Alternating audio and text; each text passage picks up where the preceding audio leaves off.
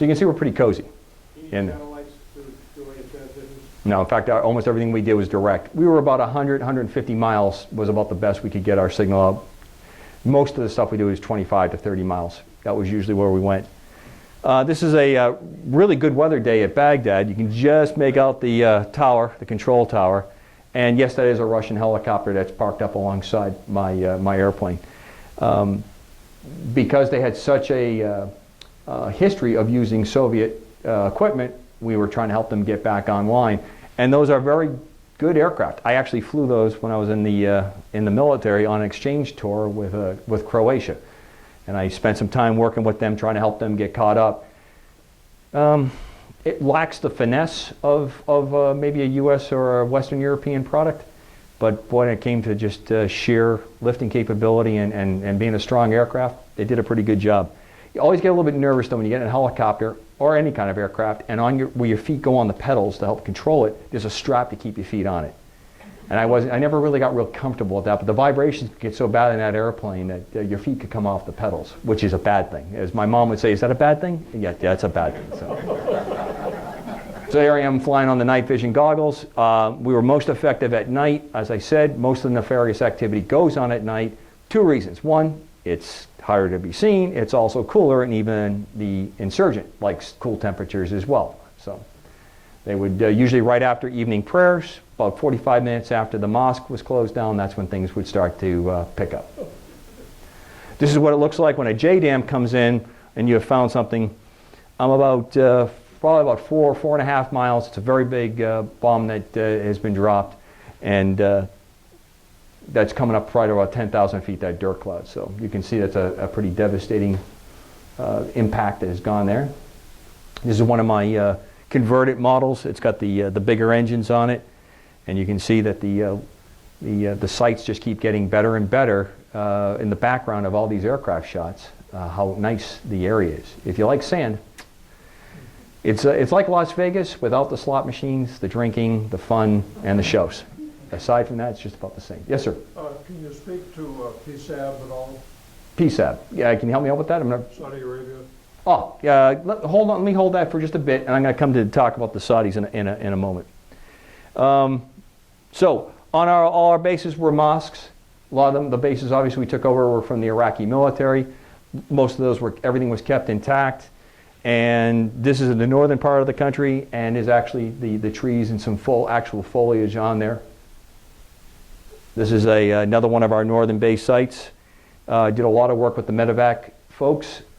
These guys and gals, and when I say guys, I'm only because of my vernacular going back, that means the male and the female. In fact, one of the toughest folks I had ever seen, and we got into a major gunfight with some naughty guys on the ground, was this gal in an Apache, and she ran out of gas and she had to come back, and she told the other guys, don't shoot my targets, I'm coming back, I'm settling the score with these guys. And she was this. Thank God I wasn't married to this gal, because I was like 8,000 feet away from her, and I was scared crapless listening to her on the radio, because she was coming back. Just kind of reminded me of my ex-wife and my wife when I saw everything but the finger being pointed at.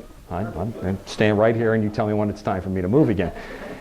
But the medevac folks, they always stay busy.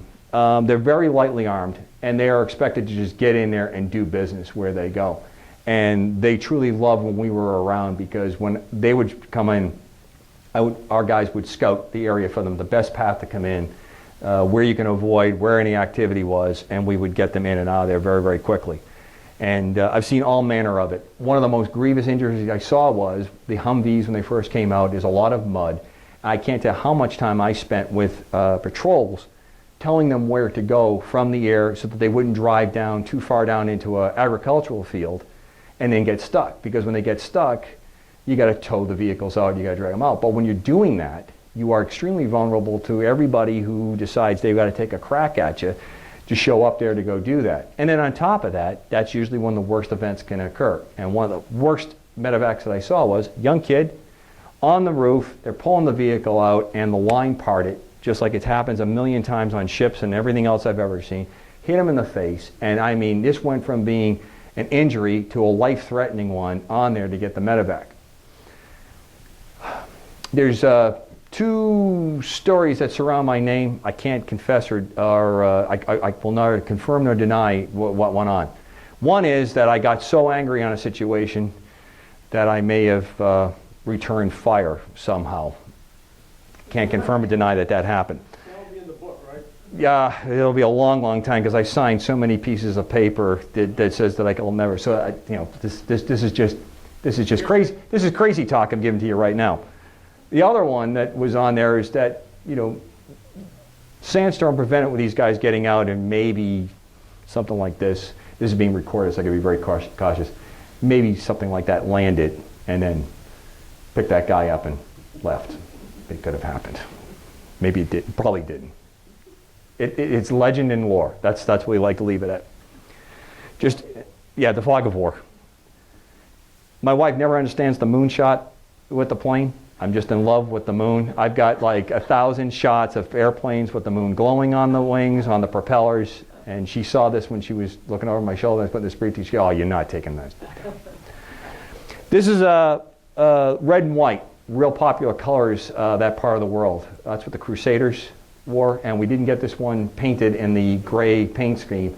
This one would drive them crazy when I would fly this one around. We use this one for a lot of special applications, and because when the Special Forces guys kind of got a hint that maybe this would attract attention, they thought it would be kind of fun because then they could do stuff with it. And the symbol of the company, or the unofficial symbol of the company, was that bat. It may look a lot like a Bacardi rum bat. That's only pure happenstance that occurred. This is the ramp at Baghdad. It's one of those rare days when it's been raining. And unfortunately, I don't have the shot that I wanted to take, but I took this about 2-3 weeks after the event occurred. It was Memorial Day, and I was down there to pick somebody up in that very airplane. And a lot of times we would move folks that had critical mission needs to get to one spot to the other because we could do it so much quicker. Brief up a mission and then go forward. And I'd come in that day. The Brits were still there at that time. They still had a big presence. Waiting for my ride to come in. I saw 2 of those medevac helicopters come in, and they parked, and they were still running, and it was hot, and there was no way to get to a real bathroom. I have to use the porta-johns, and those are just, at 80 degrees, those are not pleasant. At 120 degrees, it's a new level of Dante's hell when you get in there, and I'm really feeling kind of just full of myself and my terrible lot in life. And then I'm sitting there with the Brits, and they're always giving you tea, and we're sitting there in the sandbags like something out of World War II or World War I, and I'm waiting. This helicopter's going and going, and they're just there. And the body language with the crews, I couldn't figure out what was going on with them. There was something up, and I was just shut the helicopters down, the noise alone. And then I really got that what I call God kind of smacking you on the side of the head, just to keep you in perspective. They had taken up a kid that had fallen on Memorial Day, and they were bringing his body in to be prepped and flown back to the States. And they carried that body off with absolute military precision. And it's a very hard one for me to remember because I never know who that kid was. I'll never be able to ever thank him or her for what they did. But it was a really big moment, as you can tell. Okay, back to more fun. Here are the various disguises that I used in my job over there. Please don't notice the flat tire behind there. That was just happenstance that day. It was a little chunk of metal. It really wasn't my bad landing technique. That's in my what I call my LL Bean collection. This is my night mosquito look. How tough was it flying at night, taking off the landing with the goggles? Did you? Yeah, but I had done that for years in the military, so it was actually safer because there's hardly any lights on the bases because they're just asking for you light up and somebody's going to start shooting stuff at you. This is one of the Al-Fa. This is one of the great palaces of Saddam Hussein in Baghdad. It was our headquarters where most of the military was at, and you can see me wearing my more military style uniform. And the reason that my clothes changed so much during the course of my time there, when we had a really heavy military presence, I just wore uniforms that looked a lot like it because if I was set down, I wanted the guys and gals in the vehicles of the helicopters to say, oh, that's an American that's running. Then when they started not to be flying as much and around, I figured I might have to take a cab back, and that was one of our our thoughts, that we would, you know, buy our way and get a ride back to close to friendly control at one of the bases, and then get at the gate and probably do something like our hands and knees and yell a lot, you know, we're Americans, and to get picked up. That's when I started going back more into my civilian attire. And what you don't see underneath there is I have a vest, and I have enough gear and cami stuff underneath there that I can make myself look like a Bedouin pretty quick if I had to. And of course, this outfit right here is my Batman shirt. My kids got that to me for Father's Day, because I've always been a big comic book Batman fan. The funny part about that is, I don't know if you can tell, but I've got the inside of it's got the ears, and it's got a little piece of, well, I'm in a bathroom, one of those porta-johns one day, and two of my guys, a guy and a gal, see me go in there, and they start throwing rocks at me while I'm in the porta-john, laughing at me, come on, you know, all this kind of stuff, get out of there. And, you know, so I popped into this outfit. I had this on. I jumped out, and I said, okay, you jokers, and I used some bad words, you want a piece of me? What I didn't see was the two Army guys that were coming down on the sidewalk when they saw me jump out looking like Batman. If I had a picture of their face, I would win an award for, there was a lot of things they could have expected to see when that door flew out. That was not one of them. These are the folks that I work with. This is an OH-58 Kiowa. These are the Army Scouts that do what they call air cab, and they do the heavy contact work. I had them usually build it very close to where I was at. Did a lot of great work with them. The Apache, which I spent a lot of time with as well, probably if there is a better helicopter or attack helicopter in the world, I can't imagine. And one of the greatest anti-sniper platforms that we had. They could actually put one round down, minimize the impact to the rest of the civilian world, and take out bad guys very, very quickly. Really enjoyed working with them. In fact, I bumped into two of the guys that I worked with in Arizona this past week. I'd like to throw this picture in. Does anybody see something unusual in this picture? Crosshair. Yeah, the crosshair. This is taken from another Apache, and here's pilot 1, and here's pilot 2. Does anybody see somebody? And a hitchhiker. Yeah, he's got a hitchhiker. Things got bad, and they put down the two aircraft, and they jumped on the spots, and then they fly out. When you go to flight school, they actually teach you what aircraft you can attach yourself to. The Brits have gone one better, and they fly Apaches as well. They have a little hook on the top, and you just lay on the spots, and they clip you in, and they'll fly you out that way, so that you don't have to wait around for the bigger helicopter to come in and get you. And believe me, if it was my option to, I would have hugged that wheel if I had to. That would have made no difference to me whatsoever. The H-60. These are some guys from Maine, the Maine National Guard. They were there one day, and I started talking to them. We all doing that, parking the car and bang on, all that kind of stuff. And of course, everyone's just looking at you. What dialect is that? Nothing better than somebody originally from Massachusetts who passes himself off to somebody from Maine. And that goes for like 15 seconds until you remind them that Maine used to be part of Massachusetts, and then that's, the first flying. These are the Humvees. They were the original vehicles that we went over there with. Obviously, there was a lot to be desired about them. And this large airship in the back, these are used for surveillance at many of the bases, still in Afghanistan. And what they did is the same kind of sensor that I had on the airplane, something very similar to that, goes up on a cable, it sits there, and that aerostat provides round-the-clock point coverage out to a fixed distance. So you could take a look all the way around. I think those we call PATS there, if I can remember. Aerostat is how we refer to them on there. And there's various sizes that go on with this, but they were very popular. The part I love best is they got flight pay. The guy sitting in the van got flight pay for that. Gotta wonder. They want to get air medals for UAVs. Don't get me started. A couple of the medevac 60s, and then the H-47. I quickly will bring in the H-47, front and rear rotor, tandem rotor, very, very critical airplane in the Afghan theater. That is created by the same man that created the X-49. Back in the 60s, Frank Piasecki Sr. created the tandem rotor helicopter concept because he never liked tail rotors. They're not efficient, so he was trying to figure out a way, and that's when he came up with.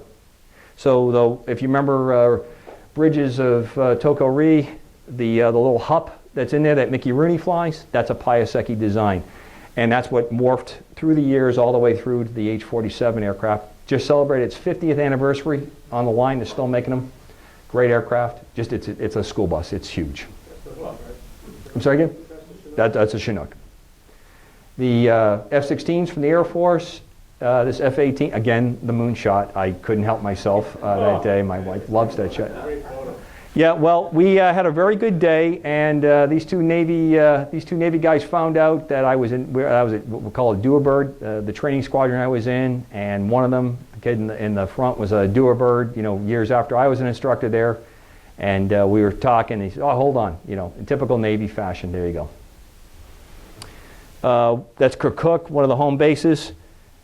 This is the base. This is the base, and another shot of it. That is a kind of an interesting one right there. That fire goes over. This is where my stuff was right here. You can see where the fire was coming in, and my fuel was kept right there. C-130 came in, had its defensive system on, and one of the things for missiles is to shoot flares out. And it just automatically triggered, went over the town because there was so much stuff in the town, and the worst part of town was right here where we had made final approach.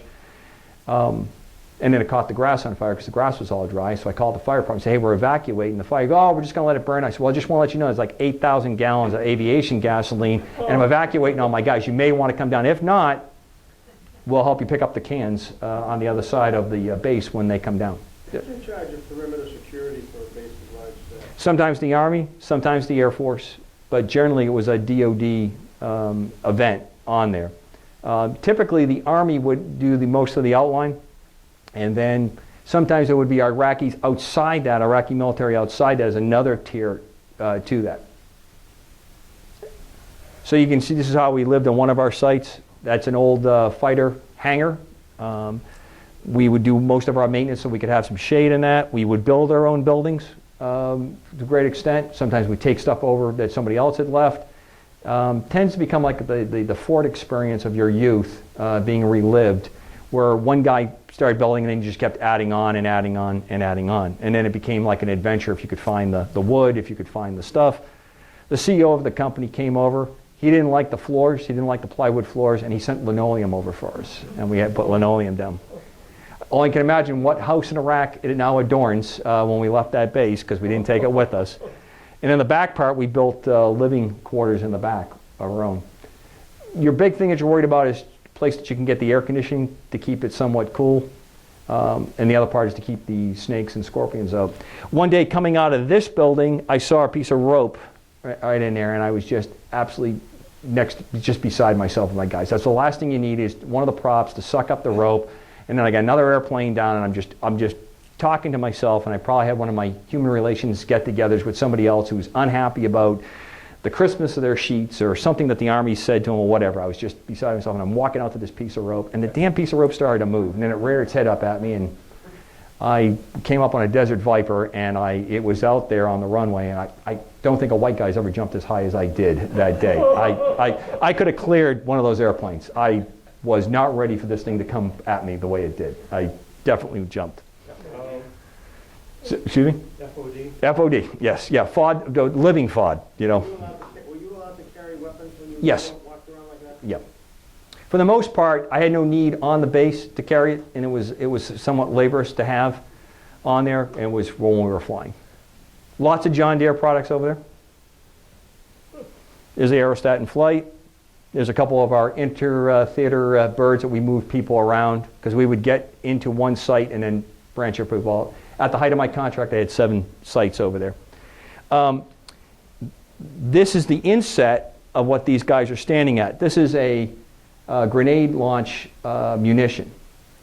It probably fell off in 2003. In 2007, I'm taxiing in one day, and I just happen to look over, and I see it sticking out and go, ooh. So park the plane. It's right next to where I park my planes. Yep, it popped up. So, of course, I called the EOD guys. Now, I had a fairly emotional meeting with the Air Force because they were very slow to get the fuel truck over to help us. So now they were really trying hard to make amends. So the fuel guy comes running over, and I don't have a chance to get anything to block this out. What I don't have is the picture of the fuel truck driving right over it with its tire tread right over it. Now, luckily, that had sat there a long time, and it would have been pretty hard for it to explode. But I get out there, and I see the kid, and he's proud as can be. He's fueling the plane up, and he's definitely trying to, earn brownie points. And I'm feeling a little bit queasy, and I go, well, it's just, it's not our time. Come here for a second there, Sparky. I want to show you something. And I walked him over there. When I explained to this kid, he goes, well, what's that? And he's just about ready to kick it. No, don't kick it. I tell him what it is. And I can tell all of a sudden the gravity of the situation is starting to rapidly reach his 19-year-old mind. And he goes, well, do you think I would have been okay if it just blew up the back of the truck? I said, well, okay depends on, you could have probably set reservations up for all of us where we were headed because you were going to be leading the parade. I mean, 800 gallons of avgas on the back of a tanker truck, and he drove over it. Here is another one of those typical kind of route reconnaissance missions, going to one of the worst cities in Iraq. We had all kinds of Hawija. If you watch the History Channel and you watch some of the stuff about the Iraq War, you'll see quite a few battles in Hawija. It was mini Fallujah up by where we were at. It was a really rough spot.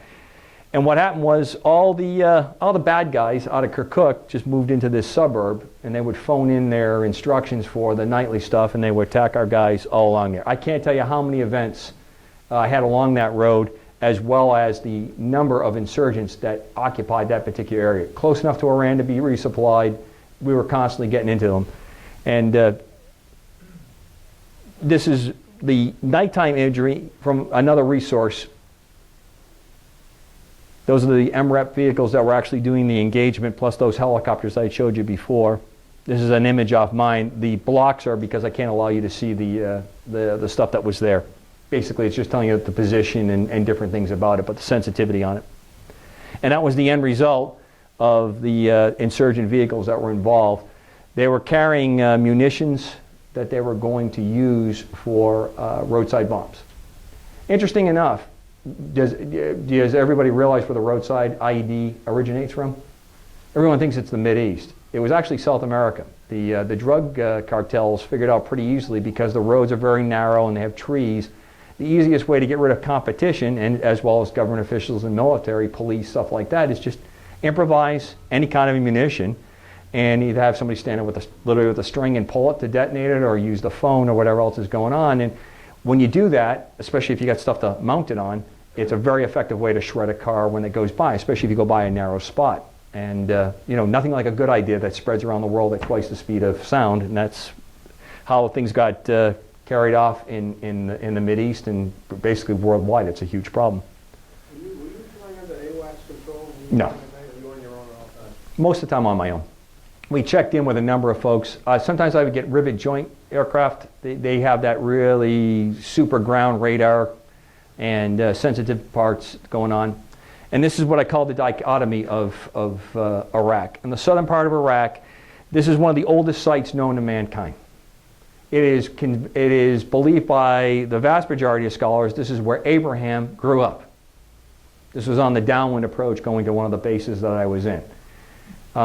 All of antiquity, vast majority of mathematics, which I studied as an undergrad, originates from this part of the world. The Garden of Eden, pretty much convinced it was someplace around Baghdad. Obviously, things have changed since Lucifer made the landing a little bit further up in the country, but it amazes me culturally the significance of this part of the world and the absolute never-ending unhappiness that goes on there. So to answer your question about Saudi Arabia, the Saudis, I spent a lot of time with them in the first Gulf War. I trained a lot of Saudis when they came through as students. They flirt on the edge of the blade. Again, my impressions only. I speak for no one but myself. They are providing funding for all the various groups that are out doing a lot of the bad things that are going on in the world, in that part of the world, trying to regain or gain or maintain power and control in that part of the world. I cannot understand, and most of the Saudis that I met in the States will agree with me in private, how you can take 50% of your population and disavow it from being involved in the power. Jordan, women participate in every level because they've had a succession of very, very strong queens in the monarchy there that ensured that there was going to be equality in that portion of it. You get into the other parts of the faith, That's just not going to happen. And it's to the detriment of their culture. It goes on. It seems, the expression that's used, and I don't know how a good way, if the validity fits this or not, they will revere their mothers, but they'll treat their wives very, very poorly. Obviously, there were some different words that were used, but I think that's the spirit of the instruction that goes on there. No voting, no participation in government, no participation in the workforce, and education just doesn't exist for women in that part of the world. If you take out half of your population right off the bat, I just don't see how you think you're gonna promote any kind of normalcy, as we would vote or we would see normalcy, in our experience. And it's definitely a great detriment. But there are spots all like that through the Mideast. There are spots like that all through between there and going into Jordan that I'm flying over the places that David and Moses and everybody made their marches. In fact, I flew by many times Moses' brother's tomb. It's up on a hill on a hill looking into Israel from Jordan. A fabulous experience. Sort of like that thing with Antarctica. You're just never quite sure how you're going to end up. This is the former Bin Laden compound. I always like to close the brief on that. This is the tease that I use about the X-49 and the brief. The night that raid was conducted, over 1 million gallons of jet fuel was burned with all the various aircraft that were involved to perform that raid. 12 hours. And I like to always tell people that if the X-49 was used, I could have done that in about 30 minutes. We can always talk about what happened with the aircraft. Because of the thin air and because of the things that went on, that's what probably led to the crash of the second bird. Tremendous mission, extremely well done. And this is kind of an artist's representation of what the Ghost Hawk looks like. You can see all the smooth sides on it and the radar evading kind of skin that's on there. What happens though many times that when you start doing all these kinds of things to make helicopters quiet and not show up on radar, it requires more power when you get to the business end of trying to hover a helicopter. And in the thinner air, that's what probably led to them having that problem, because the first one had gone in and they were trying to maintain their position. Is that a Black Hawk? That's a Black Hawk based aircraft, yes it is. Well, I didn't know that. They were about, I remember correctly, someplace between 3,000 and 5,000 feet. So that's pretty significant height for helicopters above sea level. Stephen King, the Maine native, he wrote the book, and then it became the movie that had featured the vampire that flew a Skymaster.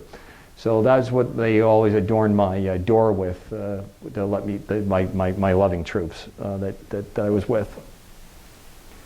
Can I answer any other questions? That's all I have. Yes, sir. I was stationed in southern Iraq in 03 with the Navy Fleet Hospital 3. We were close to an airfield, an Iraqi airfield, Jalabad, that had been bombed out. We never knew whether it was bombed out during the first Gulf War or during the no-fly zone or during the... I'm pretty sure it was a repeat show from about 1992 on. Very few of the bases were repaired from the first Gulf War, and a great number of them were continuously were banged up during the no-fly zone, and down in the south especially, because down in the south is where most of the people would go that were not in favor with Saddam Hussein. So he was in no desire to do anything to help them out in any way. In fact, if you ever seen there's a couple good documentaries about they call them the swamp people down in the Basra region. It's an area that's it's pretty filled with it's got very lush vegetation, and in that swamp area is kind of their version of what I guess I would call Louisiana is in both historical and in geography. It's very hard to find people when they go down there and hide. They eke out a living, and that's where a lot of the dissident and those that fell out of favor would go between the two. So my guess would be that was a pretty active hit through most of the years. Hard to keep up with all of it You know, the pre-run to that was the Iraqis and the Iranians going at each other for a number of years, and that was unbelievably brutal, the numbers that went on there and the combat that went on there. Anyone else? Yes, sir. Do you have any thoughts on why either Saddam Hussein and other Middle East tyrants never got their hands on steamers or developed their own? It would have made a big impact on aircraft there as well as helicopters. The Stingers weren't prevalently thrown around. It's a very, very capable missile. The copies that were made by the Soviet bloc and the Chinese, you know, from captured ones, were early on models. So they were, if the proper countermeasures, you could get away to a great deal with a lot of it. And as the various models came out, they were careful. By the time stuff would come out of Afghanistan from that first, the Charlie Wilson era of fighting when the Mujahideen were taking on the Soviets, there's an interesting aspect that goes on again with the culture. No one wants to be empty-handed, and a weapon confers unbelievable authority there. So if you have a Stinger and you are a local hierarchy of chieftain tribal area, you're very reluctant to fire it because then you don't have it anymore. See, if you have it and you have it in your Mercedes or your BMW or your pickup truck and you run on, you show up at meetings with it, it confers authority, it confers power. So by the time those things slipped out of Afghanistan, and the Afghanis are not one to give up anything. I mean, they still have Enfield rifles from the, you know, when the Brits were running through there, and can't seem to, you know, get government going, but by God, they can keep their weapons online. I mean, that's just how that part of the world is. They weren't very prevalent to get shown up around the world. So the ones that did show up were not as capable. The other portion is, that is a very brutal regime. No sugarcoating whatsoever. They were very carefully controlled in their military because although you may be a major or a colonel in the Iraqi army, if you didn't come from the right background, they're very reluctant to allow you to get your hands on too much because you may decide to take on the masters. So a lot of technology wasn't thrown out to the troops, the capability, because you just never know when you're going to have a bad day with your own forces. So the easiest way to maintain your dictatorship is to very carefully control what's put out. And that's one of the reasons why you don't see too much of it going on. Pretty well without it. Well, you know, yes, you know, and it doesn't take much to make a bad day really bad. I agree. Yes, sir. Did you ever fly a UE with a ground penetrating radar? No, I have not. But I did see quite a bit of helicopter activity that did come over, partially from mines that were left over from the Iranian-Iraqi war, plus other stuff that was there. Mines are extremely dangerous portion of the equation, because if you don't keep up your minefield and you don't keep your chart where they're up, they move around, you get a couple rainstorms, you get a couple sandstorms, and now you don't have the indications anymore. A couple ways to clear them. You know, you can go out there with the pick and you move your way along, or you drop large amount of bombs or artillery into an area to get as many to explode, and uncommonly, or very commonly, something will survive that, and then you find out when someone drives a vehicle or goes out or plowing a field or something like that. That was a very hot topic for a while. They thought that might be the way to go with IEDs. But the concept they started to use was using radar that was extremely sensitive to wires, and with multiple passes could start to map out where wires were, and that was the telltale sign of an IED. A long command wire leading back to some kind of a device that would trigger it. Very quick, they take a cell phone, hook it together, they see the vehicles going by, they call a cell phone, that send the charge down the line, that would make it explode. Sometimes they would leave boxes with food and stuff that looked like it fell off off a truck, and then when you get real close to it, it would explode.